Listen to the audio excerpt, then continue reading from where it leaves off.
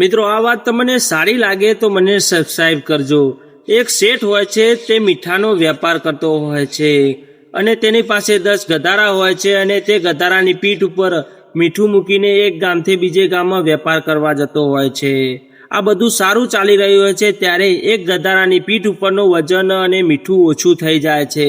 આ બધું જોઈને એ શેઠ બીજા દિવસે તે ગધારા ઉપર નજર રાખે છે અને જ્યારે એક ગામથી બીજે ગામ જતા હોય છે ત્યારે 9 ગધારાઓ પાણી પીવા ઊભા રહે છે અને ત્યારે જ એક ગધારો પાણીમાં બેસી જાય છે। એના કારણે તેના પીઠ ઉપરનું વજન ઓછું થઈ જાય છે।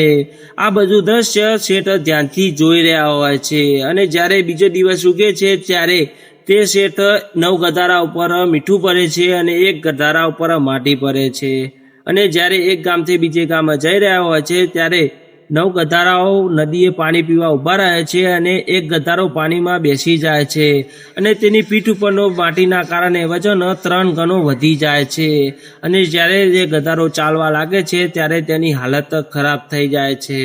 તો આ વાત ઉપર આપણને શીખવા મળે છે કે આપણે આપણી કામ પ્રત્યે ઈમાનદાર રહેવું। જેવું આપણે સારું કામ કરીશું તો આપણને સારો ફળ મળશે અને જો આપણે ખરાબ કામ કરીશું તો આપણને ખરાબ ફળ મળશે। તો આ વાત તમને સાચી લાગી હોય અને સાચી લાગી હોય તો મને સબસ્ક્રાઇબ કરજો। જય દ્વારકાધીશ, જય રોમાપીર ને જય બાબારી।